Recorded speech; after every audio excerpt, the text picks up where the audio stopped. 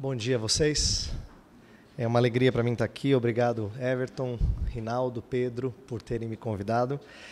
Essa revista que vocês têm às mãos foi produzida pela editora Fiel, uma revista chamada Fé para Hoje, toda dedicada ao personagem Jonathan Edwards, do qual eu vou falar um pouquinho hoje. E já quero adiantar dizendo assim, eu tenho esse slide primeiro aqui, que é antes da palestra propriamente dita, que é o logo da escola onde eu ensino, o Centro de Pós-Graduação Andrew Jumper, do qual faz parte um pequenino centro que acabou de começar, chamado Jonathan Edwards Center Brasil. O Centro Jonathan Edwards ele foi criado na Universidade de Yale há alguns anos atrás, porque Yale foi a escola onde Edwards estudou. E lá, para aquela escola, no início do século XX, foram doadas muitas e muitas obras e muitos manuscritos de Edwards, até então desconhecidos. E foram mantidos por um tempo lá, até que começaram a explorar, a estudar e tornar isso viabilizado para o público maior. Hoje, o Centro Jonathan Edwards em Yale tem todas as obras de Edwards publicadas online. Então, está tudo disponível, são 73 volumes online disponíveis de obras, de sermões, de cartas, de tratados, tudo quanto é tipo. E eu posso depois, se você quiser, falar um pouco mais sobre isso. E um dos projetos recentes desse Centro Jonathan Edwards lá em Yale é criar centros ao redor do mundo. E nós temos o privilégio de ter nessa escola um centro que iniciou há pouco tempo para a difusão do pensamento do Jonathan Edwards. Então eu gostaria de introduzi-los a você com um enfoque em mente. Eu tenho esse título para você pensar que é algo que fala muito à igreja evangélica brasileira e, de certa forma, até à sociedade como um todo, porque as pessoas têm a impressão de que evangélico costuma ser anti-intelectualista. Essa é uma fama muito comum, né? Não, evangélico não pensa. E, às vezes, o evangélico dá razão para isso, quando ele é contra o engajamento de outras ciências, às vezes até da própria teologia, como em alguns casos não se estuda teologia como se isso apagasse o espírito, alguma coisa desse tipo, né? Mas a gente vai ver o exemplo de alguém que experimentou o que todo evangélico de verdade gostaria de experimentar. O chamado Grande Despertamento foi um avivamento marcante na história dos Estados Unidos antes dele ser uma nação independente, na época que ele ainda era colônia da Inglaterra. E Jonathan Edwards foi a figura principal. Mas o que a gente vai ver é um Edwards que vai estar analisando, investigando as atuações do Espírito com muito cuidado, com muita atenção, mas sem achar que uma coisa entra em conflito com a outra. Então, por isso que eu intitulei Mente a Serviço da Piedade. Eu quero, então, mostrar algumas coisas e a gente pensar sobre esse personagem. Vamos lá. Começo com uma pergunta e eu vou responder com algumas razões dadas pelo John Piper, possivelmente o maior divulgador do Edwards no âmbito popular, não acadêmico, tá? O Piper é um apaixonado pelo Jonathan Edwards, ele fala que é o grande mentor dele. Por que precisamos do Jonathan Edwards? Aí o Piper responde, para redescobrir uma visão fascinada por Deus e a sua glória. Essa era uma linguagem que o próprio Edwards usava, que nós temos que ter uma visão de Deus que seja apaixonada pela sua glória. Edwards usava palavras muito grandiosas, e o Piper gosta dessas palavras grandiosas, ele aprendeu a apreciar isso via Jonathan Edwards. A importância da alegria no centro de uma vida para a glória de Deus. John Piper se intitula um hedonista cristão, isto é, alguém que fala de alegria e prazer, mas dentro de um contexto cristão. Então, ele usa a famosa pergunta do breve catecismo de Westminster, e diz assim, o fim principal do homem não é glorificar a Deus e gozá-lo para sempre, mas glorificar a Deus ao gozá-lo para sempre. Isto é, você não precisa glorificar a Deus e ficar sisudo. Ou como se fossem duas coisas separadas. Eu glorifico a Deus, mas eu também tenho alegria nele. Não, quando você tem alegria nele, você o honra, você o glorifica. É isso que diz o Piper, e ele diz que ele aprendeu isso principalmente do Jonathan Edwards. E também um outro apaixonado pelo Edwards, mas já menos conhecido, porque falecido há alguns anos, é o Dr. Martin Lloyd-Jones. Ele fala que nós devemos nos apropriar da maior ênfase de Edwards, a glória de Deus. E é disso que ele fala e divulga bastante a pessoa do Edwards. Esses 2 livros aqui são livros da editora Cultura Cristã, que falam, você vê que a palavra glória parece bem nítido, né? A paixão de Deus por sua glória e fascinado pela glória de Deus, são 2 títulos que tem o Piper por detrás, divulgando a obra do Edwards. Mas eu tenho outras razões e eu quero falar dessas hoje, especificamente. Desde cedo, o Edwards não teve dificuldades de aliar a vida da mente com o seu amor para com Deus. Ele era uma pessoa conhecida pela sua vida piedosa, pela sua espiritualidade, como a gente diz hoje, mas muito perspicaz, muito inteligente, acima da média. Passou por experiências de avivamento e se mostrou interessado em analisar e investigar o que estava acontecendo para não cair nos extremos do entusiasta ou do racionalista. Deixa eu explicar isso. Hoje em dia, quando a gente fala de avivamento, nós temos extremos parecidos com o tempo que o próprio Edwards viveu. Alguns olhavam com ceticismo qualquer obra dessa do Espírito, esses eram os racionalistas. Eles diziam, não, isso aí é coisa de gente desequilibrada. Né? E tinham aqueles que eram os entusiastas, que eram os exagerados, que não tinham discernimento nas experiências e na suposta obra do Espírito, então eram sem temperança. E o Edwards vai se posicionar nem lá, nem cá, para surpresa de muita gente. Ele não é um defensor de um lado nem de outro lado, ele vai trazer uma posição bastante equilibrada. Então eu quero fazer um panorama da vida dele muito rapidamente com esse enfoque. Tá? E o que eu pretendo fazer nessa palestra é muito breve, é muito introdutório.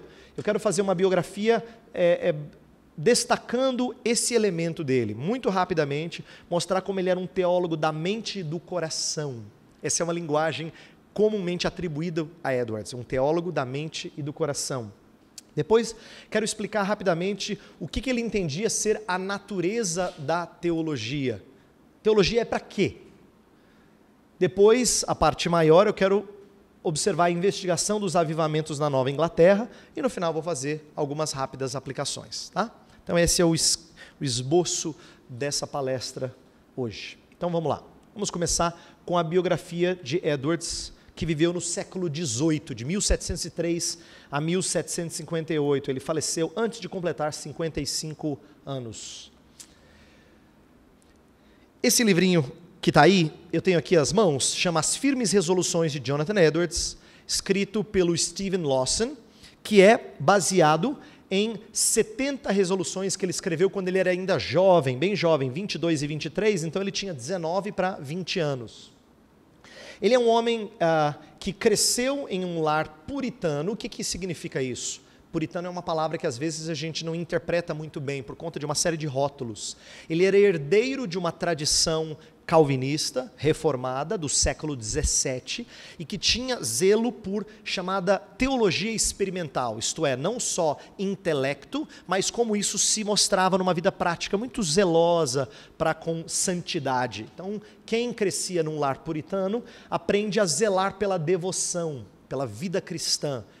Devoção era uma coisa muito séria para Edwards e para sua família. Isso é demonstrado nas chamadas 70 resoluções. Se você tiver interesse depois, você pode olhar esse livro do Lawson, que são, na verdade, princípios de conduta. Ele escreve isso quando ele é jovem, e ele diz assim, ele se compromete a ler essas resoluções todas as semanas. E lá ele tem resoluções das mais estranhas, não só resoluções importantes, que a gente consideraria o zelo de todo crente, mas até coisas que a gente consideraria menos importantes, mas ele entende que faz parte de cultivar a devoção. Por exemplo, ele fala assim, eu nunca quero perder tempo na minha vida. Eu quero honrar a Deus com todo o tempo. Eu quero fugir de más conversações. Eu quero fazer contínua reflexão da minha vida. Aquilo que os puritanos encorajavam fazer rotineiramente, o autoexame, que é dizer, Senhor, eu preciso investigar, através da sua palavra, como é que eu estou vivendo contigo. Então, essas resoluções são um marco de quem já desde novo cuidava da sua devoção.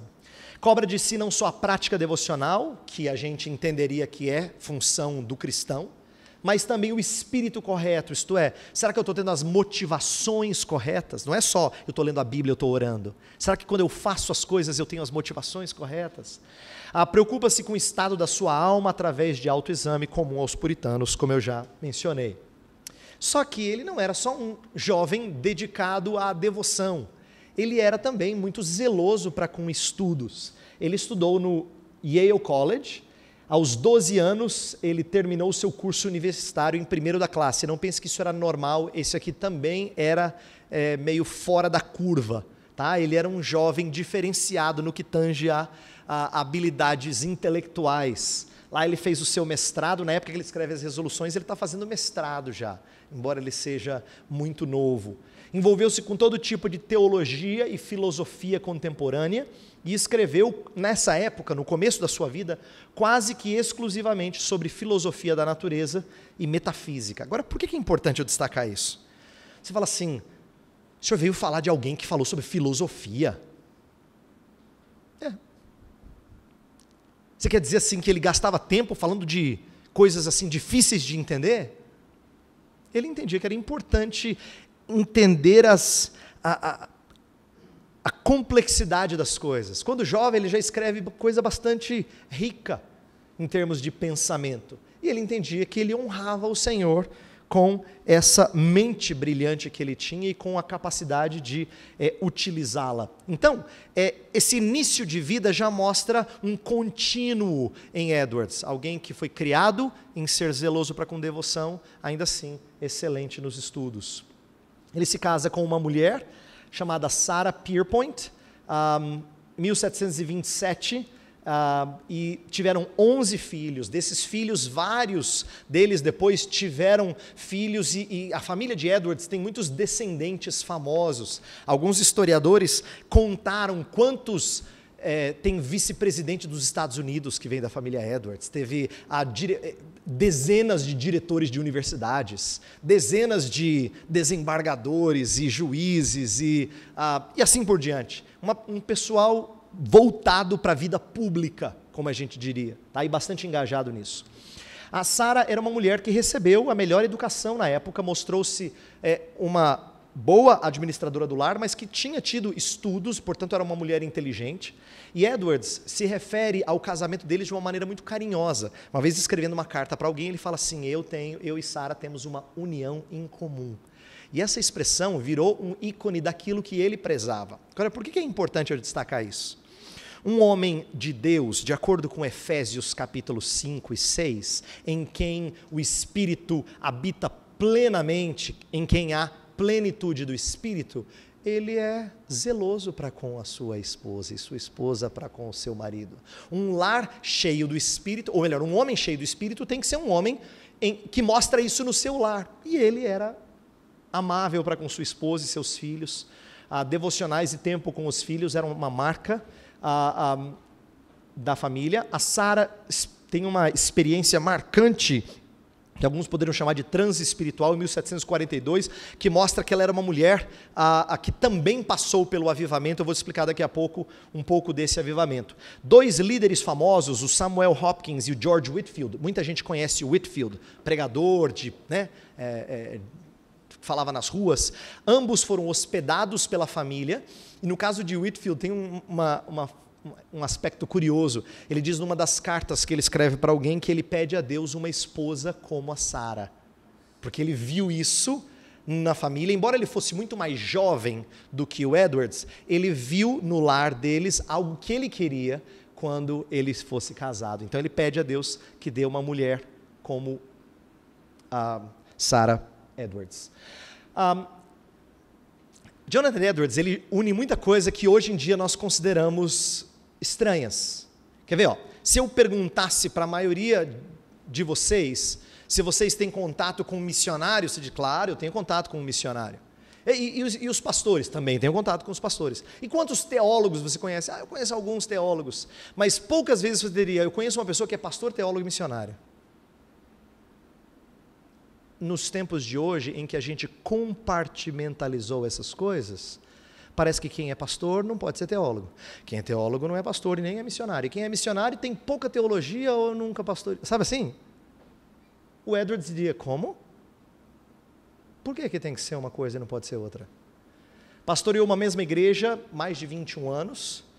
Quando foi mandado embora, ainda aceitou pregar por mais de um ano até que encontrasse um substituto. Ele foi mandado embora da igreja e ainda assim ele fica lá resignado, pregando nessa igreja. Atuou como missionário entre os índios depois desse período, durante 7 anos lá em Stockbridge, que era uma região fronteiriça com colônias indígenas.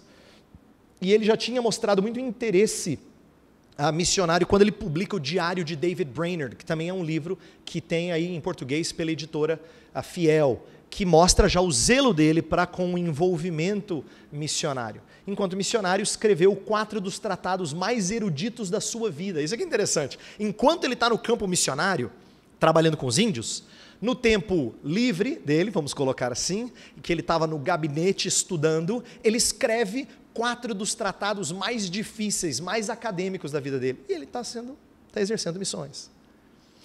É muito importante a gente olhar para isso. E eu estou fazendo questão de destacar porque nós entendemos essas coisas de forma muito segmentada. E a gente tem dificuldade de aliá-las, colocá-las tudo num pacote só. Mas Edwards o fez. O que era teologia para ele? Qual era a natureza da teologia? Edwards, ele é herdeiro de uma teologia escolástica protestante, a gente chama. 2 dos autores favoritos dele é François Turretini, que já está em português, e Petrus van Maastricht, que era um holandês que ainda não é conhecido no nosso meio, porque a obra dele ainda só está em latim, mas naquela época isso não era dificuldade para gente como Edwards e outros. Eles tinham o latim como uma língua importante para o estudo. Essa teologia que veio do século XVII não é uma herança árida e engessada, como muita gente diz. Se você ler um livro de história da igreja, ou história da teologia, qualquer um, pegue qualquer um que está aí na estante. Via de regra, não vou dizer sempre, porque eu não posso generalizar, mas quase sempre, quando as pessoas se referem a esse período, eles falam muito mal desse período anterior a Edwards. Só que Edwards lia essas coisas com o maior prazer, com maior alegria, e foi esse teólogo que juntou mente com piedade. Portanto, ele não teve uma herança engessada e árida, como muita gente acha. Olha só como é que os homens que ele lia interpretavam teologia. Essa frase aqui é uma frase repetida em vários personagens anteriores a Edwards que ele leu.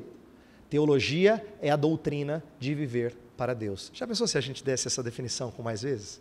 Ela era comum na teologia puritana, que o Edwards leu, e teologia daqueles que viveram no continente europeu. Teologia, a doutrina de viver para Deus.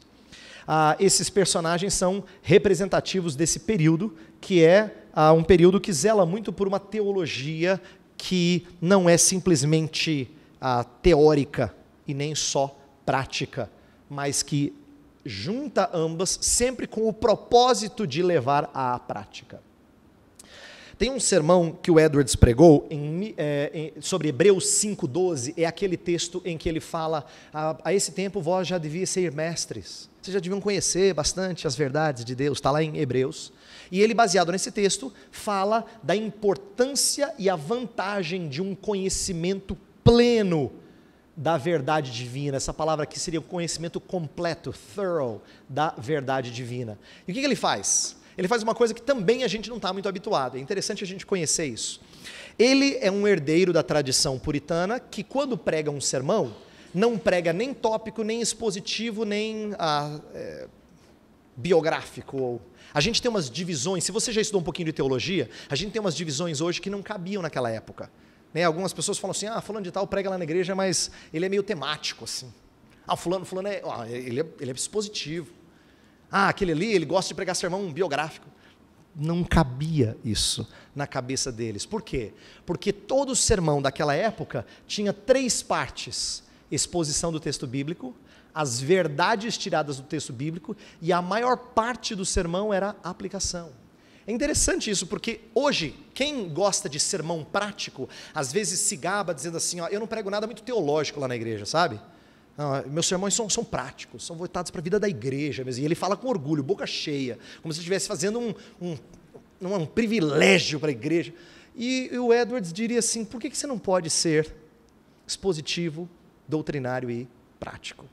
Na cabeça deles, toda vez você pregava assim. Você não conseguiria ser prático se você não tivesse bem fundamentado no texto. Se você estiver bem fundamentado no texto, você tem que tirar verdades do texto. Então você tem que ser doutrinário. E se você tira verdades do texto, é lógico que isso se aplica à vida das pessoas. Então ele fazia essas 3 coisas. E, então, quando ele prega sempre assim. Ele inclusive fala, usando aquela definição anterior, ele fala que teologia é a doutrina de viver para Deus por Cristo. E o que o sermão faz? Ele encoraja todo cristão a crescer no conhecimento teológico, um conhecimento intelectual que redunde em conhecimento prático. Para Edwards, é para isso que servia teologia. Não era nada teórico, ou como as pessoas dizem, teologia de teólogo da Torre de Marfim. Não, ele é alguém que zelava pela vida prática da igreja. Agora vamos para a parte mais importante que eu preparei para isso. Preparei as primeiras 2 sessões para falar dessa terceira. Como é que ele encarou os avivamentos da sua época? A investigação dos avivamentos é algo importante para a gente pensar. Então deixa eu explicar. Quando o Edwards viveu e pastoreou lá naquela região de Connecticut, né, avivamento lá no Vale de Connecticut, ele experimentou então um primeiro avivamento de menores proporções em 1734, 1735, escreveu um livro, uma narrativa fiel desse avivamento em 37, e é interessante porque aqui na narrativa fiel, o título mais longo é alguma coisa assim, uma narrativa fiel da obra surpreendente de Deus. E eu quero destacar o surpreendente, porque ele está falando de avivamento. Avivamento para o Edwards não é algo que você maquina e acontece. Não é algo que você pede a Deus e você sabe que vem, você só está aguardando porque você tem muita fé que vai acontecer. Para o Edwards, não. Avivamento é uma obra surpreendente. O Espírito sopra onde quer. Ninguém sabe de onde ele vem, nem para onde ele vai. Para o Edwards, a soberania de Deus no avivamento era demonstrada dessa maneira. Quando vinha, era motivo de grande glória a ele, mas era surpreendente. Aí ele experimenta o grande despertamento, que foi o maior avivamento daquele período, de todo o século XVIII, e que teve impacto nacional. Todas as colônias dos Estados Unidos, na época, eram apenas colônias, foram impactadas por esse grande despertamento. Aí ele escreve uma série de livros analisando e investigando isso. Eu vou explicar alguns deles.